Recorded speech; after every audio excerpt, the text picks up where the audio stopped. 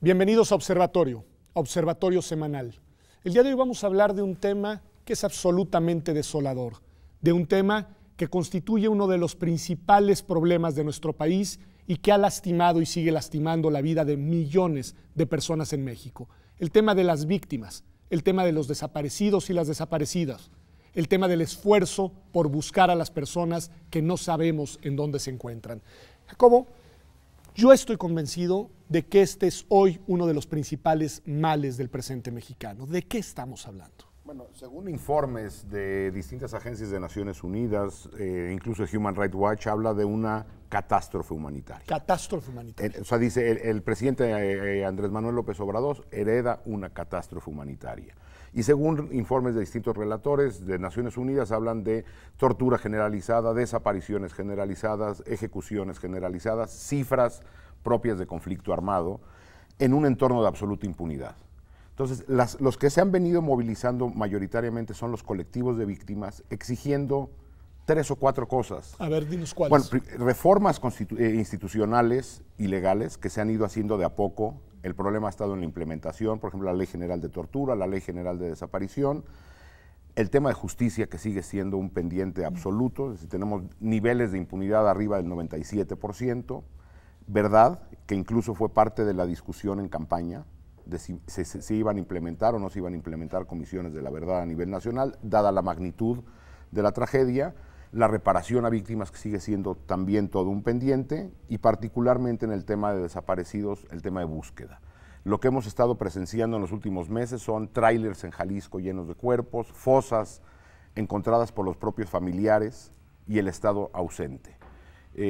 Poca identificación, pocos recursos, poca institucionalidad y las víctimas cada vez elevando el discurso y la exigencia. Es tremendo, Karina, y dentro de todo este expediente de multiplicidad de atrocidades y multiplicidad de violaciones de derechos humanos en todos estos cajones temáticos de los que habla Jacobo, uno particularmente sentido que tú conoces muy bien es el tema de la desaparición de personas.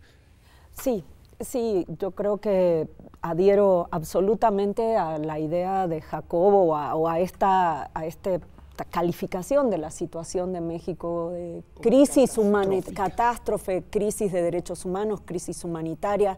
Según cifras oficiales, en México tenemos 40.000 personas desaparecidas aproximadamente. Estas son cifras oficiales. Probablemente siempre se sabe que hay subregistro. Entonces, estamos ante una situación absolutamente grave. Estamos también ante una situación que requiere un gran esfuerzo de comprensión de por qué sucede, los motivos, ¿no? Ya hemos avanzado bastante entendiendo quién desaparecen jóvenes pobres, a dónde desaparecen, ¿no? Hay algunos lugares que mutan en el tiempo, que se mueven en el tiempo, donde desaparece más gente que otra, ¿no? También hemos visto algunos factores, ¿no? Cuando hay mucho control político de un mismo partido durante muchos años, la desaparición se incrementa, ¿no? Hemos visto esas cosas, pero todavía nos faltan 2 cosas. Creo que entender los motivos por qué estas personas desaparecen, y eso está absolutamente vinculado con la falta de verdad y justicia. No lo vamos a saber si no hay verdad y justicia. Y por otra parte, encontrarlos, que es la gran demanda, pues no solo se trata de señalar culpables o entender, sino de encontrarlos y llevarlos a sus familias. Me interesan mucho las 2 rutas que colocas, Karina. Les propongo que dejemos la de los motivos en pausa para retomar una segunda ronda, porque la segunda beta nos lleva directamente a la responsabilidad, Carla, que acabas de asumir, que es precisamente la de encabezar la comisión de búsqueda de personas desde una posición gubernamental, pero pues me imagino que en una muy estrecha vinculación con los colectivos de familiares de personas desaparecidas. ¿Qué decir de eso? Mira, claro, como bien decía Jacobo, quienes han empezado esta búsqueda son las familias. Las familias que buscando, y ellas mismas lo dicen, buscando se encontraron. Buscando a sus familiares se encontraron con otras familias y crearon estos colectivos. Ellos son quienes han impulsado las reformas legales, y por eso es que existe esta Comisión Nacional de Búsqueda.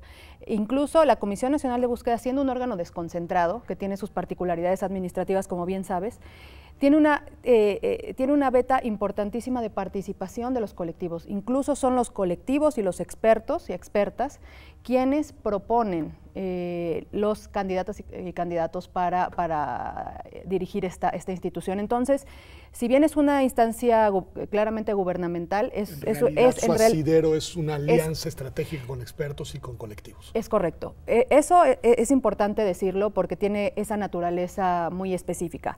Dos, Pedro, creo que hay que decir que esta Comisión Nacional de Búsqueda en México es la única en el mundo que busca del pasado y del presente. Esa es una particularidad. ¿Cuál es el arco temporal? Bueno, no tiene ningún arco. Digamos, podemos llevar, conocemos de casos de guerra sucia. No hay esa temporal. Okay. Eso le marca una complejidad distinta a todas las otras comisiones de búsqueda de la región. Por ejemplo, en Colombia, que tiene un lapso definido, en El Salvador, en Perú, ¿no? Y cada una tiene una naturaleza jurídica distinta. La complejidad, o una de las complejidades de la Comisión Nacional de Búsqueda en México, es que busca a quien desaparece hoy día, o tiene la obligación de buscar a quien desaparece hoy día y quien desapareció en la Guerra Sucia, ¿no? Y hablando digamos, de estas cuestiones históricas que hablaba Karina y Jacobo, es importante decir, ayer tenía una reunión, por ejemplo, con autoridades de Tamaulipas, y ellos decían, en 2010, los institutos forenses de Tamaulipas tenían capacidad, en todo el estado, eran 3 institutos forenses con 6 puestos cada uno. O sea, eran 18 personas. La capacidad para 18 personas.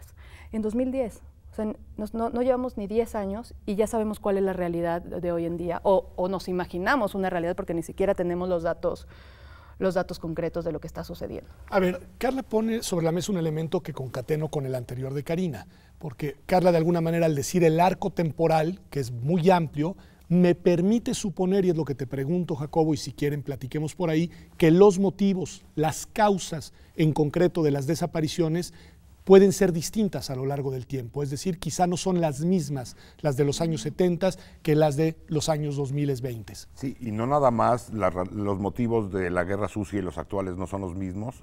Actualmente, por regiones tenemos motivaciones distintas, actores muy distintos. Por ejemplo, tenemos participación de muchos actores estatales y municipales en la región de Coahuila, Nuevo León, Tamaulipas, incluso federales, incluso Marina, por ejemplo. En Guerrero tenemos mucho más participación crimen organizado, vinculado también con algunas autoridades oficiales, pero las motivaciones regionales cambian mucho. La trata de personas.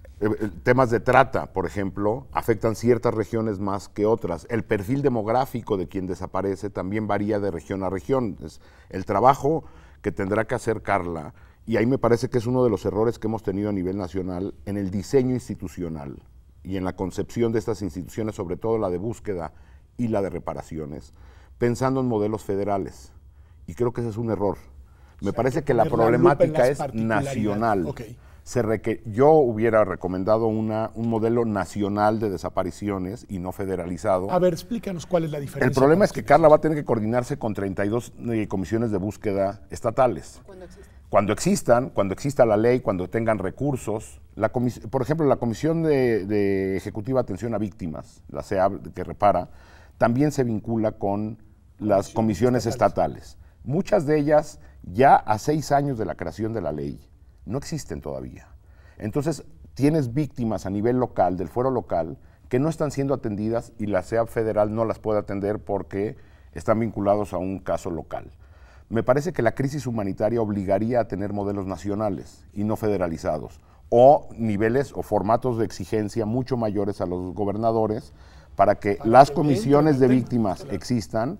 Pero buena parte del trabajo de Carla va a ser, por ejemplo, la coordinación. En lugar de enfocarse de lleno en la búsqueda, hay un esfuerzo muy grande dado en coordinación, que tendría que ser, me parece, mejor a nivel nacional, sobre todo tratando de entender estas lógicas. Uno de los elementos que coloca Jacobo es importante y tiene que ver con trabajo que han hecho ustedes, Karina, en el observatorio que tienen sobre desaparición de personas y que tiene además una también colaboración entre universidades nacionales e internacionales, Flaxo México, el Instituto de Investigaciones Jurídicas, la Universidad de Minnesota, la Universidad de Oxford, y es mirar lo que sucede en distintas entidades federativas. ¿Qué nos podrías decir así a grandes rasgos de un comparativo entre lo que han visto ustedes en Coahuila, Nuevo León, Guerrero y Veracruz, digamos? A ver, yo creo que sí, el fenómeno es generalizado y es nacional en un punto, pero tiene particularidades locales. Y esto es importante. Digo, lo que nosotros encontramos, lo primero es que prácticamente todo el territorio mexicano se producen desapariciones en prácticamente todo el territorio mexicano. Lo que pasa es que tienen particularidades locales distintas y hay lugares donde la intensidad de esto es mucho mayor. Entonces, esto es lo primero que quiero decir. Nosotros en el observatorio sobre desapariciones e impunidad, una de las cosas que encontramos es que en las entidades federativas del norte, que es donde nosotros hemos trabajado y donde, bueno, también Jacobo ha trabajado, ha hecho el caso de Coahuila y Nuevo León y también Tamaulipas, tiene que ver con dinámicas políticas locales. Entonces, esto nos trae o nos pone sobre la mesa las dinámicas políticas subnacionales. Y esto es una diferencia con las desapariciones de los 70s. Las desapariciones de los 70s eran parte de una política de eliminación de la oposición política de izquierda. Estas desapariciones son parte de otras dinámicas. Y entonces, las dinámicas políticas del norte, ¿no?, donde hubo disputas entre grupos de crimen organizado con mayor o menor capacidad de cooptar o lograr colaboración de los gobiernos. Los reportes de Jacobo muestran cómo los Zetas gobernaban, manejaban directamente ciertas áreas como los penales, ¿no? Digamos, es distinto a lo que sucede en otros estados como Guerrero totalmente, o Veracruz, ¿no?, donde hay la regionalización del estado es muy distinta. Entonces, yo lo que creo es, lo que nosotros pudimos ver, y digo, nos falta mucho todavía por avanzar, es que necesitamos poner la lupa a lo que sucede en las entidades federativas. Si no, no vamos a poder saber eso. Y estoy totalmente convencida que tal como está el diseño institucional ahora, es un diseño institucional previsto para pasar el tiempo coordinando y no resolviendo. A ver, y con esto cerramos el bloque, Carla, te lo pregunto a ti porque pues de alguna manera te toca a ti esa enorme responsabilidad. ¿Cómo ves a tus, déjame decirlo así, aliados o contrapartes en las entidades federativas en donde los hay y qué voluntad política ves para ir creando, digamos, estas comisiones? Claro, yo creo que una de las labores principales, efectivamente, no solo en los hechos, sino en la ley, es la coordinación que tiene que tener la Comisión Nacional de Búsqueda. Mucho de la falta de respuesta de en tema de desaparición, lo vemos en la realidad, es por falta de coordinación. Eso es cierto.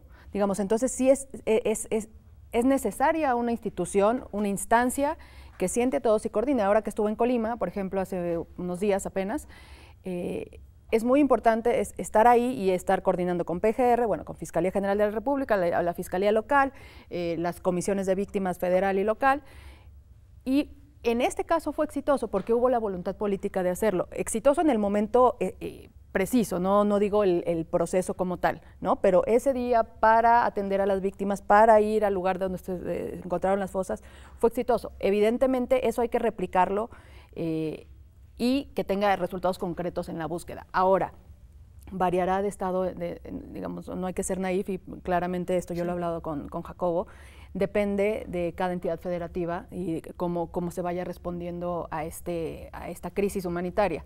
Creo que en la gran mayoría de estados en este momento hay voluntad política y es donde hay que avanzar mucho. Vamos un corte y volvemos porque, bueno, tengo muchas preguntas, pero por ejemplo una que gravita con fuerza es ¿por dónde y cómo empezar a buscar si no hay justicia y verdad?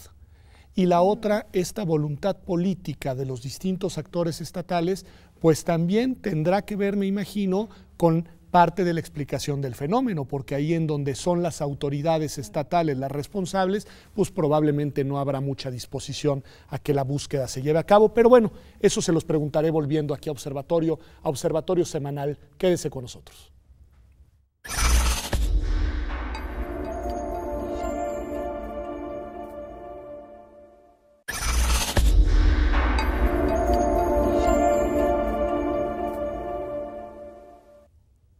Ya estamos de vuelta en Observatorio Semanal, y estamos hablando de esta catástrofe humanitaria, de esta tragedia vinculada con la violencia y que se traduce en una multiplicidad de violaciones de los derechos humanos para miles de personas en el México de hoy y en el México de los años recientes. Pareciera, Carla, que cuando menos lo que estamos viendo hoy es que el Estado está aceptando que el problema existe.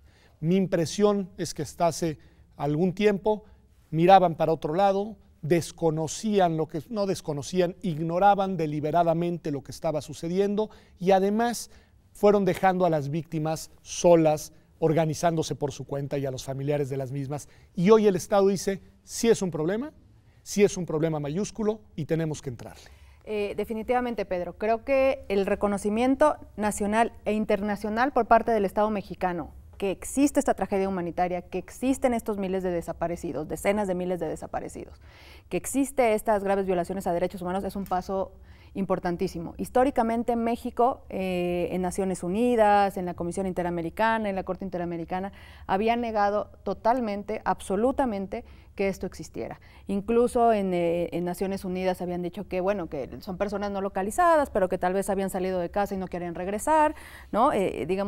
Cosas tan absurdas como esa. El día de hoy, en diciembre, por ejemplo, el 5 de diciembre, en la audiencia de la Comisión Interamericana, el gobierno de México dijo, esto existe, nosotros vamos a asumir como Estado mexicano. Eso tiene que tener consecuencias claramente en la práctica, ¿no? Como está sucediendo ahora con el impulso de la Comisión Nacional de Búsqueda, ¿no? Creo que el paso es importantísimo. Y hablando un poco de tema de justicia, que lo habíamos dejado un poco pendiente, sí quiero, y lo que preguntabas tú en dónde buscar, y lo dejo ahí para, si quieres, retomémoslo después.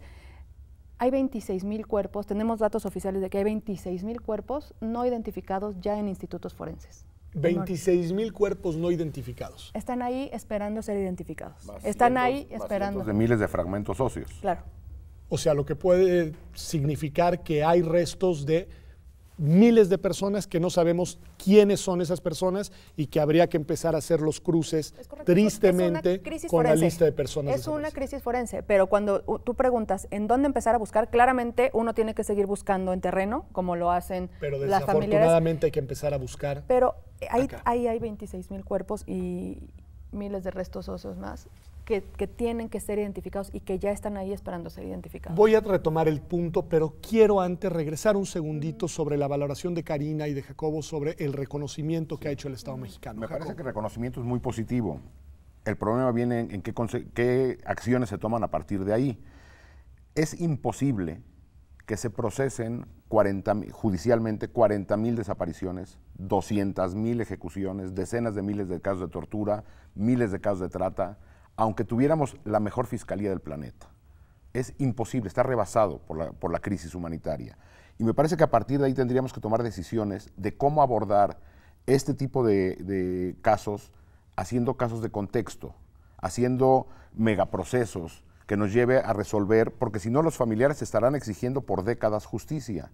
Entonces, si no hay una correlación entre el discurso y la acción concreta en términos de justicia y verdad, lo que el gobierno hasta hoy, cerca de los primeros 100 días, ha anunciado, es la voluntad por resolver el caso de Ayotzinapa, que es importante que se resuelva, pero que no le da certeza al resto a las decenas de miles de víctimas. Es terrible Ayotzinapa y es terrible cada persona desaparecida, y 43 muchachos es terrible, pero cuando lo dimensionas, digamos, si vas ampliando la lupa, todos los casos son terribles. Entonces, y son miles de casos. ¿De uno en uno vamos a acabar? No. Suponiendo que la Fiscalía tuviera la voluntad, la federal y las locales. No es la solución. Tendríamos que tener modelos de investigación distintos, investigaciones de contexto distintos, procesos distintos, que se fueran alimentados por procesos de comisiones de la verdad que fueran arrojando información sobre lo que está ocurriendo. Si no, esto es una simulación, me parece. A ver, Karina, Carla nos dice, y creo que con razón, que ya el reconocimiento en sí mismo es un paso importante, yo diría no solo simbólico, sino también político, y además de reconocimiento a los familiares de lo que les está pasando y a los desaparecidos y desaparecidas, sí está sucediendo, que eso ya me parece. Pero nos dice, creo que con razón también Jacobo, que ese reconocimiento tiene que venir acompañado con decisiones estratégicas eficaces, con políticas públicas y con diseños institucionales capaces de procesar el problema en su magnitud. Tu valoración en este, digamos, desajuste de visiones. A ver, yo creo que coincido que el primer paso es reconocer lo que pasa, reconocer que hay un problema para poder resolverlo. Y creo que hoy hemos dado un pequeño pasito, que el gobierno ha dado un pequeño paso reconociendo que tenemos un problema y que esto no es solo un problema de algunos sectores, de algunos lugares atípicos, sino que es un problema que involucra a todos. Y déjame decir una cosa, y tampoco que es un problema solamente entre que esa descalificación estigmatizante, entre grupos criminales, que aunque así fuera, sería un problema y un problema también humanitario, gravísimo. Pero además desestigmatizar a las personas desaparecidas. Sí, desestigmatizarlas, asumir que hay diferentes tipos de perpetradores, ¿no? Que es lo que sucede en Ayotzinapa, que hay perpetradores, hay agentes oficiales y no oficiales de los 3 niveles de gobierno. Me parece que ese es un pequeño paso. Lo que a mí me preocupa es que las respuestas que se están dando a mí me parecen insuficientes para atender un problema de la magnitud del que estamos enfrentando. Yo creo que una demanda de las víctimas, probablemente la demanda más sentida por el momento en el que estamos, es la de búsqueda. Para las víctimas de desaparición, perdón, sí. Para las víctimas de desaparición, una de las demandas más sentidas es la búsqueda. Que haya una titular como Carla en la comisión, que esto se eche a andar, que haya un programa de trabajo, es un buen paso. Pero otra vez, las cifras son de una magnitud es abismal, que hay una emergencia forense y una emergencia humanitaria. Y por otra parte, el tema de justicia. Ahora, una reflexión política muy pequeña. Esto es, ir en serio sobre esto, es ir en serio sobre una parte muy importante de las fuerzas de seguridad del país y de la élite política local del país. Ahí quiero dejar eso en pausa porque hacia allá quiero ir construyendo el bloque que sigue, que es muy importante, porque esa es la otra dimensión del problema, pero quiero retomar esta pieza de la dimensión forense que menciona Karina y que proviene de Carla. Nos hablas de miles de cuerpos y miles de fragmentos de cuerpos, cientos de miles que ahí están, ¿sí? El Estado está haciendo también el esfuerzo, porque me imagino que la búsqueda tiene que, no sé si empezar por ahí, pero se tiene que tocar ese tema, está haciendo el esfuerzo científico para poder emprender el reconocimiento de esos cuerpos. A ver, ha habido esfuerzos muy aislados en diferentes estados con cooperación internacional. Por ejemplo, han venido los argentinos en Chihuahua, vienen los guatemaltecos en Tamaulipas, pero han sido esfuerzos aislados, sobre todo de entidades federativas. A nivel federal, PGR tiene su laboratorio, digamos, tiene la policía científica, pero ha sido insuficiente, ¿no? ¿Qué es lo que se pretende nuevamente? Y eso lo hizo público el subsecretario Encinas hace un par de semanas. Se pretende crear un Instituto Nacional de Identificación, un Instituto Nacional Forense. Eso, digamos, apenas está naciendo esa idea, y la idea es atender específicamente a esta crisis forense, ¿no? ¿Qué hacemos o cómo hacemos para procesar lo más rápido posible, que en términos forenses lo más rápido posible no es tan rápido como quisiera un familiar? Y eso también creo que en temas de acceso a la información y derecho a la información hay que explicar claramente a las familias qué significa, digamos, evidentemente hoy aquí tengo un resto óseo o un resto humano y yo quisiera que mañana, pasado, en un mes, estuviera un resultado, ¿no? Tuviera un resultado y saber yo si es o no mi familiar.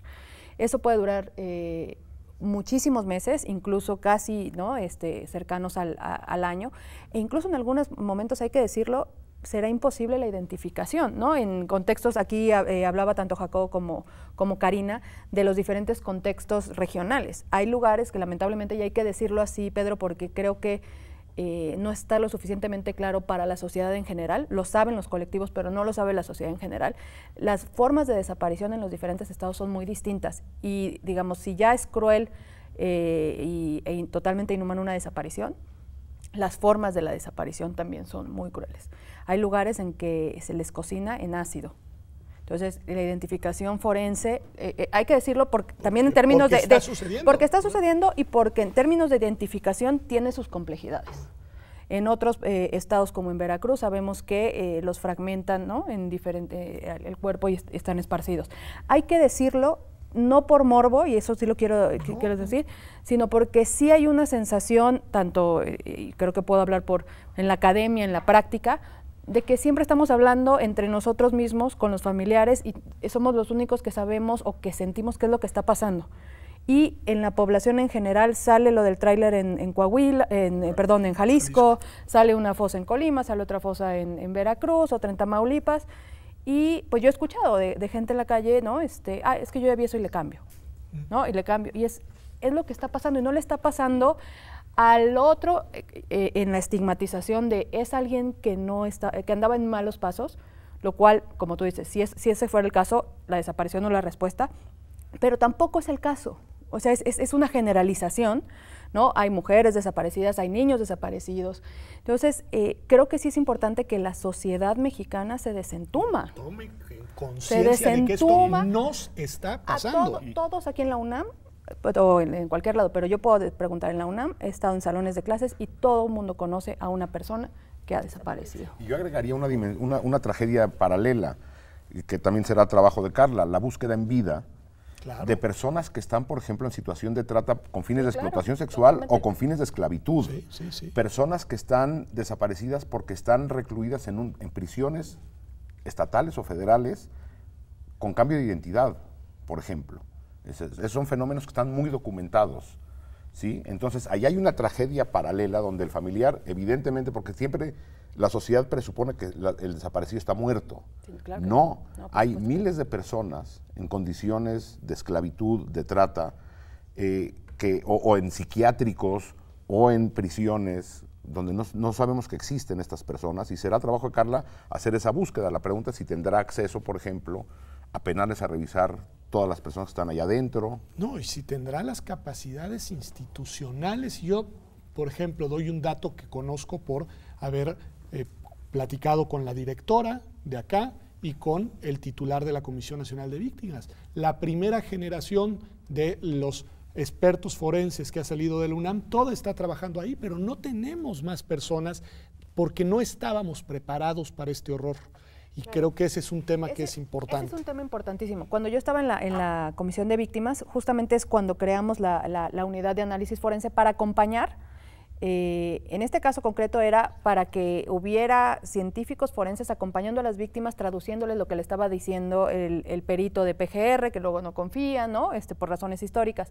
Entonces, lo que nos hemos encontrado, Pedro, y lo hablaba ayer también con Zoraida García, la titular de la Escuela de Ciencia Forense aquí de la UNAM, es que hoy en día no existen, y nos decían los guatemaltecos también de la Fundación, no existen las suficientes profesionales mexicanos que atiendan en temas, desde el punto de vista forense, el tema de desaparición. Están acostumbrados a la escena del crimen, ¿no? La sangre del perpetrador y de la víctima, el análisis genético. No tenemos ni psicólogos, lo hablábamos un día cuando la presentación de tu libro, ni psicólogos, ni suficientes abogados especializados en este tema, ni jueces, ni investigadores, ¿no?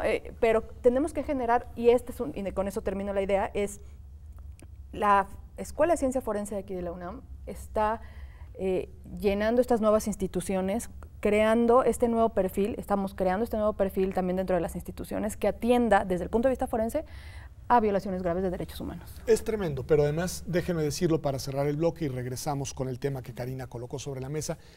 No tenemos, y hay que decírnoslo a nosotros, a la sociedad que necesitamos para encarar esto con la gravedad con la que lo tenemos que encarar. Y eso es corresponsabilidad de todos. Y si no cambiamos nuestros patrones culturales frente a este tema, difícilmente vamos a poder salir del atolladero. Vamos a un corte y volvemos aquí. Quédese con nosotros en Observatorio Semanal.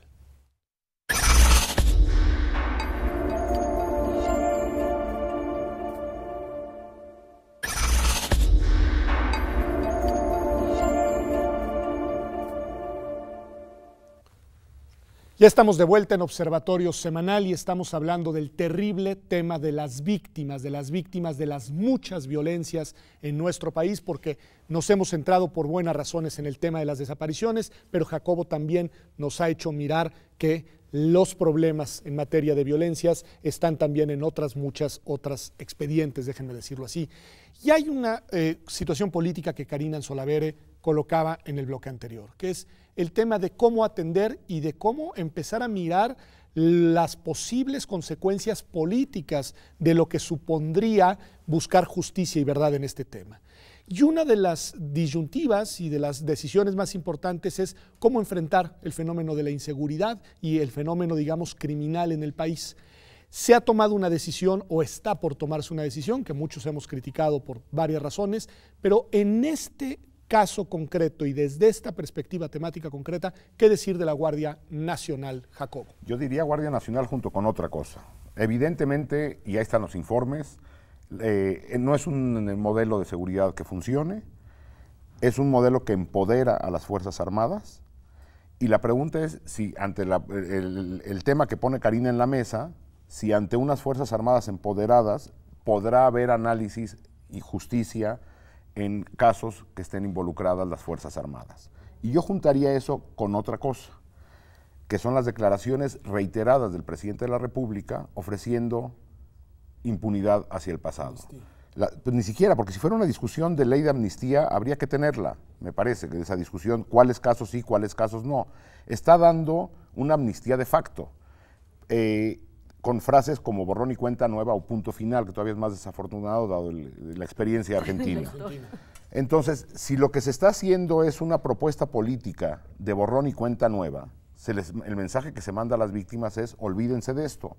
Si se va a necesitar hacer búsqueda y se va a necesitar entrar, por ejemplo, como el grupo interdisciplinado de expertos independientes, en el caso de Ayotzinapa, entrar a una instalación militar y no se va a poder hacer. La pregunta es, ¿cómo se va a hacer la búsqueda con militares empoderados? ¿Qué tipo de justicia se va a poder entregar si hay una oferta política de no tocar actores políticos del pasado? Pero ni siquiera actores políticos, porque parece que la amnistía de facto llega incluso a grupos criminales. Sí, no hay. El Chapo tuvo que ser juzgado de aquel lado y ese juicio tendría que haber entregado información acá. Los múltiples casos de exgobernadores en el exterior o de capos mexicanos en Texas, por ejemplo, arrojan información que aquí nunca se procesan. Entonces la pregunta es, ¿el entorno político da para justicia y búsqueda amplia y tocar intereses públicos, de crimen organizado público y crimen organizado privado o no? Tremendo.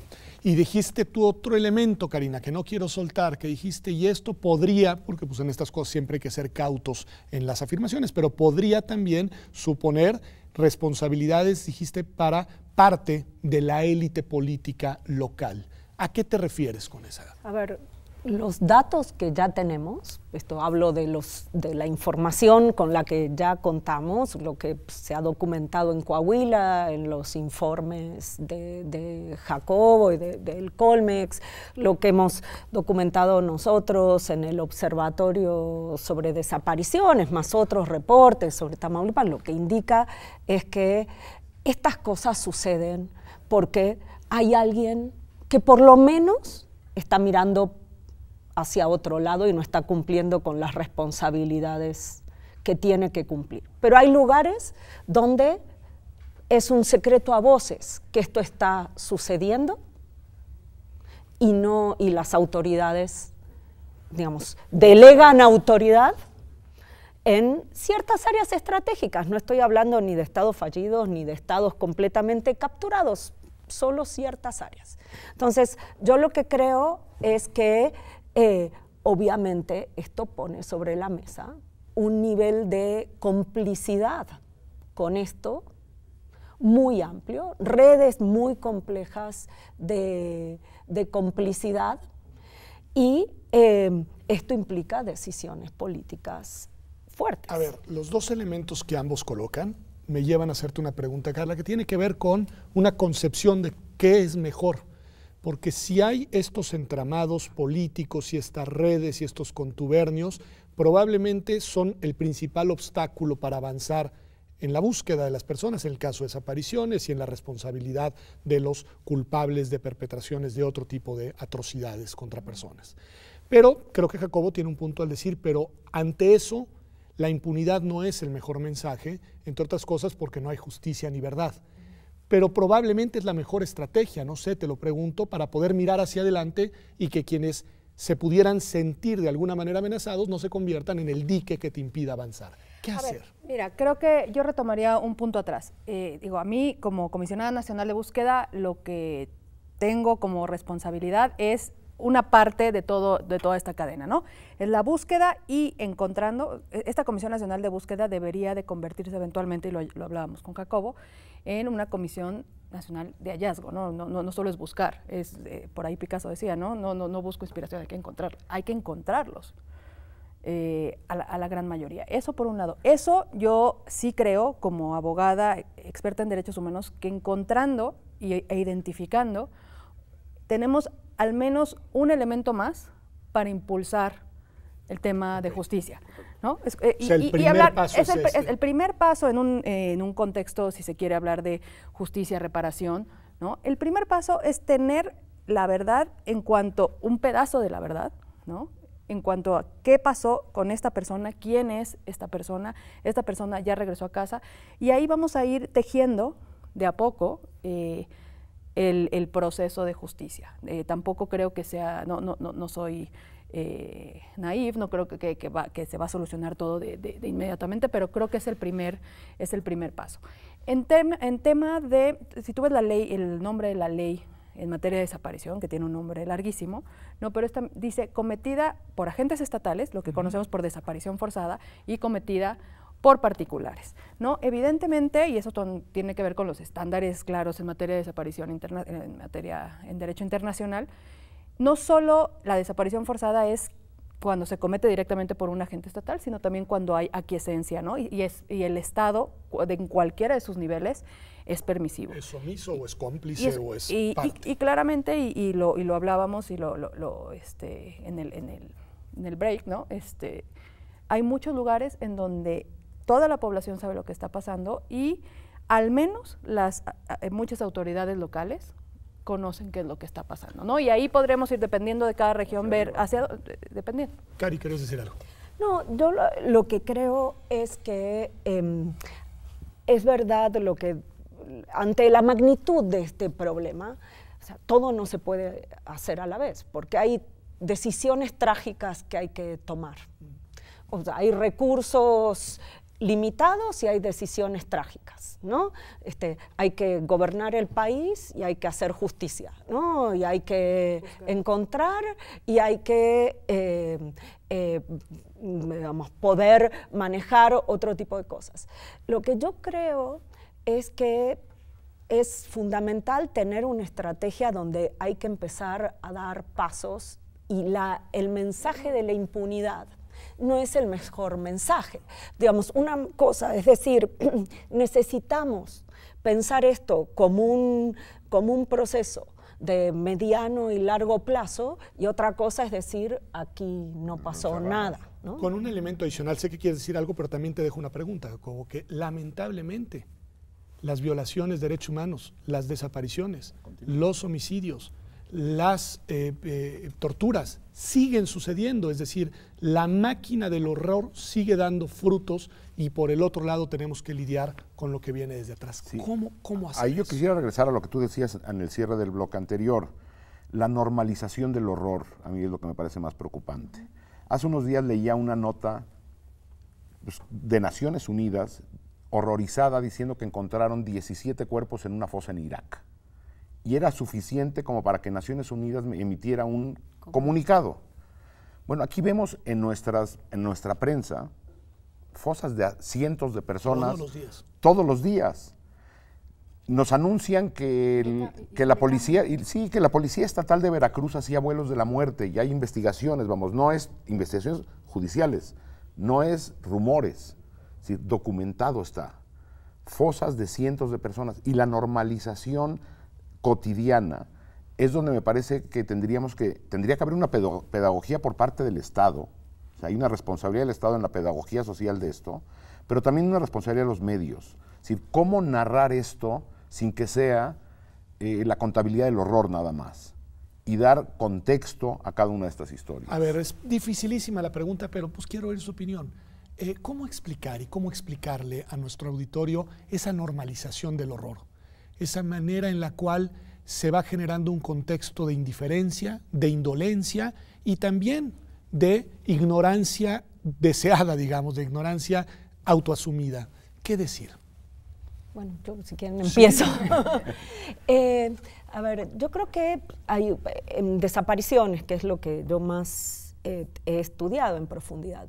La desaparición conlleva la falta de información. Entonces hay ahí un punto en que hay toda una política de información sobre las desapariciones que hay que tener en cuenta, porque es parte digamos, de la construcción social de la desaparición, es que la información sobre las personas no exista.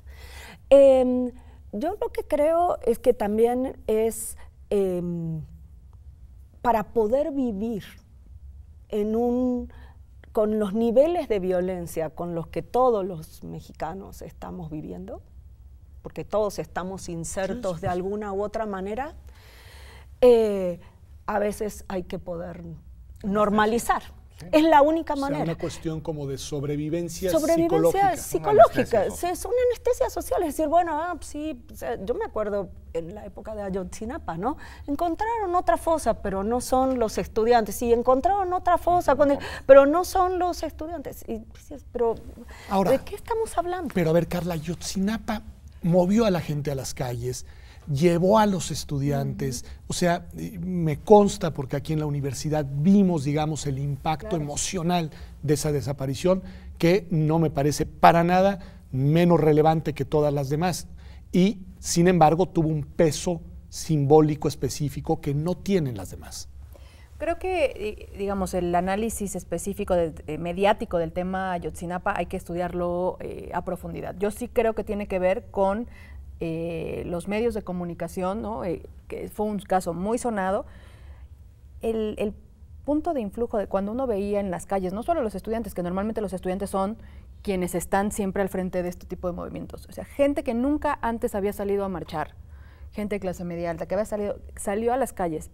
En ese punto de inflexión del Estado mexicano hace unos años, o sea, yo creo que es ahí donde se perdió una oportunidad histórica, ¿no? Para concientizar, no solo era Ayotzinapa, pero veías a toda la gente indignada de lo que le había pasado a estas 43 personas y que lo que les pasó y que es indignante, pero fue como el espejo de lo que estaba pasando, ¿no? Claramente, y regresando un poco a lo que decía Karina, yo creo, además de la falta de información, que es la naturaleza propia de la desaparición, una de las intenciones específicas de la desaparición es generar miedo.